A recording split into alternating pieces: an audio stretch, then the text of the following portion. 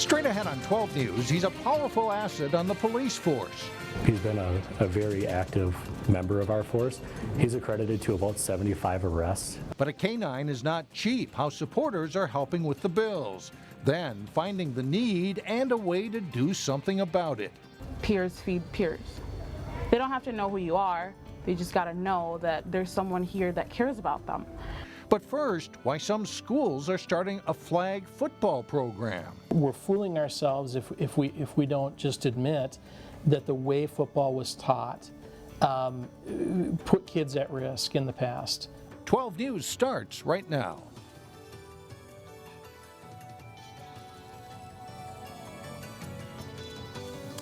Hello, everyone, and thanks for joining us. The NFL made news this week when one of its top safety officials admitted there is a link between football and brain disease. The fear of head injuries has some parents questioning whether to allow their children to play the game. As Delane Cleveland reports, one local school addresses declining participation in football. Football games that attract more people than any other event outside of graduation ceremonies. It's an opportunity for a community like this to come together and spend time together, watching kids display their talent. Athletic Director Kurt Yeager says it's one of the few times parents from preschool through 12th grade would all be in the same place. So it's really important for us as a community to get together, to enjoy a Friday night. But importance doesn't necessarily equate to a widespread desire to play. What we were seeing was that interest from the kids in the elementary grades wasn't meeting our sign-up when they got to 7th grade. Yeager says the dwindling numbers are due in large part to fears about concussions. Parents are really scrutinizing, and rightfully so, based on the information that's out there about contact sports. To address those concerns and generate interest in football, Providence is turning to flag football. Students in grades 5 and 6 would play in a traditional flag football league, and those in grades 7 and 8 would play a hybrid of tackle and flag football. So we have an opportunity to be teaching proper tackling technique and practice with the understanding that when they play a game, they're not going to be tackling, so they can learn how to do it safe in a controlled environment with coaches. It remains to be seen how much interest flag football will generate, but if it helps keep students safe and interested in the real game, Yeager says it's an experiment worth trying. I think we've come up with a model that's going to help us with that a lot. In Plymouth, Delane Cleveland, 12 News. The goal is to have other schools form flag football teams as well. The teams could begin playing next fall. One person is dead and another injured after a dispute led to gunfire and a crash near Brooklyn Center's border with Minneapolis. It happened about 2 o'clock Thursday morning. Minneapolis police say two groups in different cars got into a dispute and a high-speed chase. Shots were fired and the cars crashed near 53rd Avenue and Logan. 53rd is the dividing line between Minneapolis and Brooklyn Center. Police say a man in one car was dead and a woman in another car was taken to North Memorial. Others apparently fled on foot before police arrived. The Northwest Suburbs has lost a popular business leader. A.C. Carlson died Wednesday at the age of 89. As Eric Nelson reports, he ran a furniture and appliance store with a personal touch that continues more than 60 years later. AC loved what he did. I mean, this was his life. The marquee outside AC Carlson Appliances paid tribute to the company's founder today. We're just trying to keep it going, and we compete with the big stores, and we still give personal touch, and that's what my father was all about.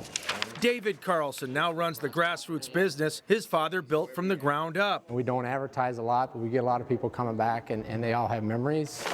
A lot of them are good memories, and that's what we treasure. A.C. Carlson is a staple in Crystal, New Hope, and the Northwest Burbs. He was a goal setter without necessarily saying, I'm a goal setter. For decades, A.C. Carlson has been a go-to spot for appliances. He loved the customers.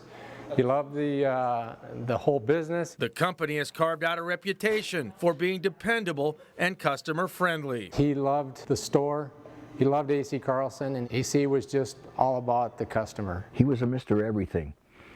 He knew where he wanted to be, he knew what he wanted to do, and he always achieved it. A.C. Carlson poured his heart and soul into his business, but always took a break once a week. We were closed Sundays, so we still have a family day, and we keep that, and we will keep that going too. In New Hope, I'm Eric Nelson, Channel 12 News.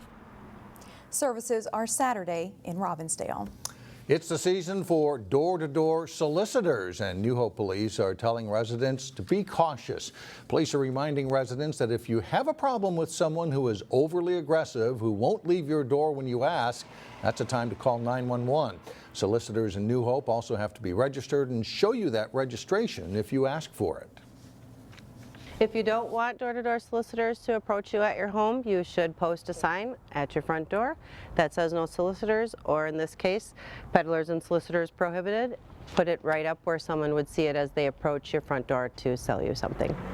There's been one recent complaint about a security salesman, but officials say as the weather warms up, they will see more solicitors on the streets. The Crystal community is coming together to raise funds for Rocco, their police canine. Rocco's upkeep is not cheap. Reporter Sonia Goins shows us what's being done to bring in some cash. Good, that's a good dog. That's a good dog. Rocco is the first canine to serve on the Crystal Police Force. This top canine has been with the department for 3 years. Atta kid. His handler is Jeff Kusick. Rocco is actually a very great dog. Rocco's job is to go after bad guys, but he has a softer side too. He knows when to turn it off and just hang out with the family, and then also meet with our local citizens, get pet, and play with kids. But Rocco can be all business when he has to be. So far, he's made 75 arrests. When Rocco comes out to do work, we're looking for bad guys who are typically felons, wanted for assaults, wanted for weapons charges. It's costly to keep Rocco healthy and happy. The department spends about $400 on food and another $2,000 for the vet annually. And the city does not pick up the tab. We don't want to burden our own tax base, burden our own citizens. Money for Rocco's upkeep comes from donations and some from the police budget. It can be quite expensive. The Crystal VFW and Doyle's Bowling Alley are pitching in to help. They're holding a fundraiser on Sunday. Oh, 2,000, probably more. 2,500 is the goal. I always shoot a little higher, but so I don't get lazy. If they hit their goal, it will be a doggone good day for Rocco. Good. In Crystal, Sonia Goins, 12 News. The fundraiser is Sunday, 11 until 1 at Dole's Bowling and Lounge. After presenting right-to-die legislation to a Senate committee on Wednesday, Brooklyn Center Senator Chris Eaton withdrew her bill from the committee last night. Eaton called her bill the Compassionate Care Act. It would allow terminally ill patients to be prescribed life-ending medication. After a day of hearings, Eaton withdrew the bill, saying she didn't think it was ready for a vote. She had said earlier that it was unlikely to be considered by the Republican-controlled House, but she said it is important to keep the conversation going. Brooklyn Center schools are getting a boost in the effort to support science, technology, engineering, and math. The Bosch Community Fund has given them a $35,000 grant to extend STEM partnerships between schools. It will be used to advance a robotics program, buy new equipment, and other items that Brooklyn Center needs to give students a chance to succeed. Now we have this surplus, so to speak, coming through the door, and I think it's going to take our program to another level. I think it's going to actually show the kids that the school is invested in things that they have an interest in. Brooklyn Center officials believe this can help increase school attendance, graduation rates, and reduce classroom problems. New play equipment is coming to a playground in Robbinsdale. The city was awarded $25,000 in the latest round of youth sports grants connected with this twin stadium tax. And this won't be any ordinary play equipment. It requires computer hardware and has a series of lights that the manufacturer says allows teams to compete to beat the clock in 4 games that test agility, memory, and speed. Of course, kids can still climb on it as they would with regular playground equipment. It'll be installed in Robbinsdale's Triangle Park. And city officials say they will also be discussing the future of that park with area residents in the next few weeks. Bet you never played on play equipment that had a computer attached. That is very cool. It is cool. It'll be neat. Coming up, we'll meet a standout student who will leave a mark on Cooper High School. And later in sports, local high school softball teams to gear up for the season. We'll have a preview of the Maple Grove Crimson. But first, a check of your AccuWeather forecast.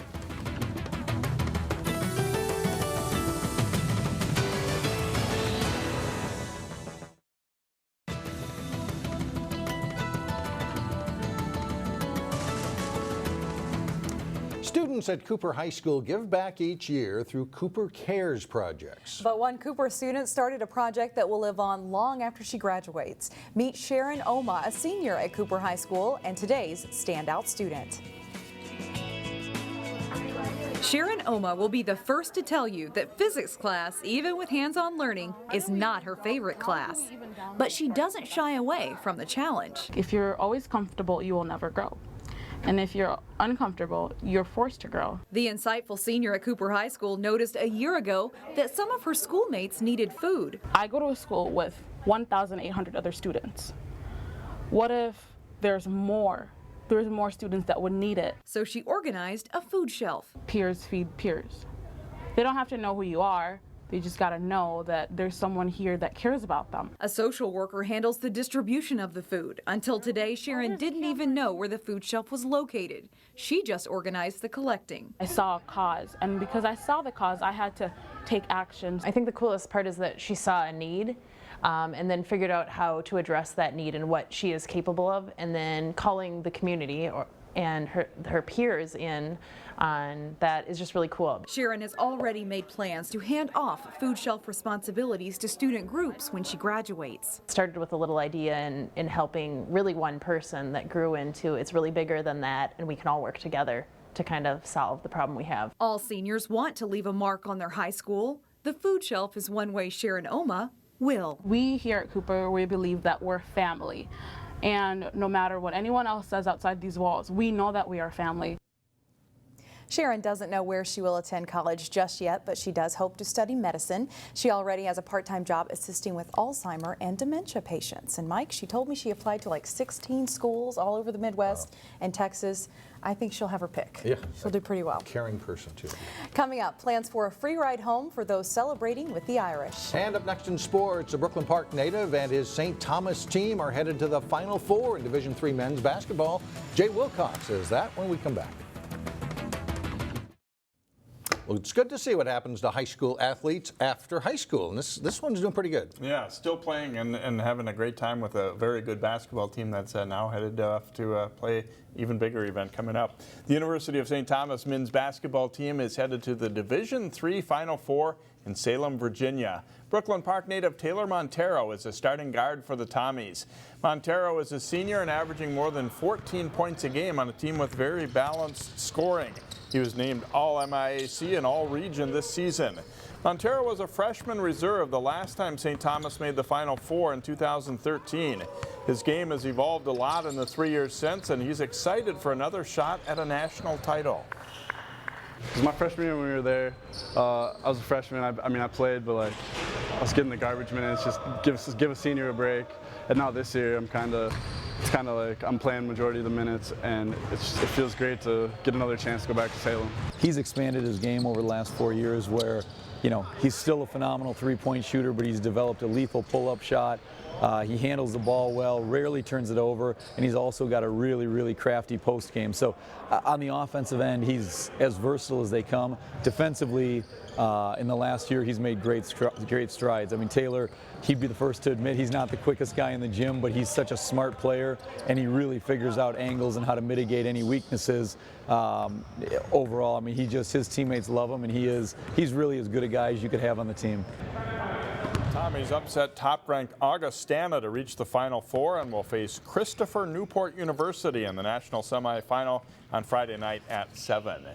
Well, the annual Ted Brill Grade 8 Hockey Festival is this weekend. The three-day tournament brings together high school senior boys who are planning to play hockey next year but who have not yet made a college or junior commitment. Among those scheduled to play this weekend are Wayzata goalie Alex Schilling, number 23 Armstrong Cooper forward Trey Rooney, and 3 members of Breck State Tournament team, including number 26 William Blake. The tournament starts Friday and runs through Sunday at Wakota Arena in South St. Paul. Anthony Fetzik and Cameron Perna of Osseo were both picked for the Section 5 team, combining players from Class A and AA. From Section 6, Rooney and Schilling are joined by Hopkins forward Nathan Nelson, and the Section 2 team features Justin Paulson and Tyler Scott of Breck joining their teammate Will Blake. Local high school softball team started practice this week. Perennial power Maple Grove will have a new look this spring. There will be plenty of new faces in the lineup for Maple Grove this spring. Just a couple of players are back from the team that took third in the state Class 3A tournament last season. So it's a rebuilding year, right? The Crimson players say not so fast. Yeah, there's a lot of word going around saying we're not going to be great this year because we've lost so many seniors, but I still think that we have all the talent, that we can still come out there strong and hopefully make it to the state tournament. 2 years ago, we just decided to go with a bunch of 8th graders that we kind of saw as a top group that was pretty talented, put them on the JV early, and filled them in with a few 9th graders and a few other kids. And that group went 5-15 as 8th graders at the JV level. Last year, that same group came back and ended up going 17-3. So we just kind of feel like we're just going to jump in with another group. Replacing overpowering pitcher Sydney Smith, now playing for LSU, will be a key for Maple Grove. With her leaving, we do have 2 great pitchers in line. They have been working their butts off this winter to compete against each other to win that starting spot, and they definitely will alternate, and I'm excited to see what they have to bring to us. And I think that's good for them to be competitive with each other, and then also they both have different strengths and weaknesses, so it's nice to have that balance and be able to switch it out during games. Infielder Aaron Roll is among the top returning players. And senior catcher Emma Schifferly, who was ineligible for varsity competition last spring after transferring, looks like one of the better players in the Northwest Suburban Conference. With a good younger group moving up, Maple Grove may not dominate as much as last season, but this should still be a strong club by season's end. The Crimson head to Cocoa Beach, Florida Saturday for a team trip over spring break, and they have what should be a good season opener as they host Elk River on April 12th. So it'll be very interesting to see how they do this year. Yeah, it will. Good to follow. Thanks, Jay. We'll be right back.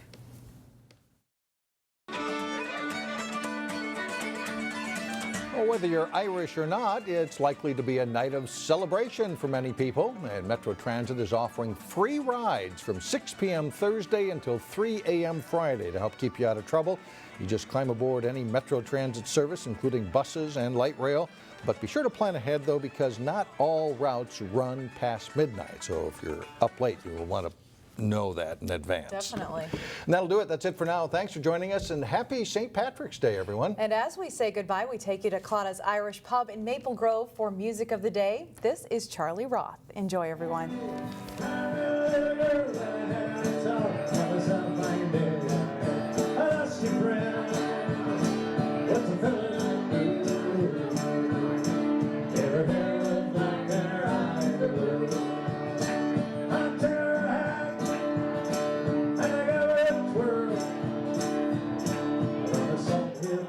The go away girl.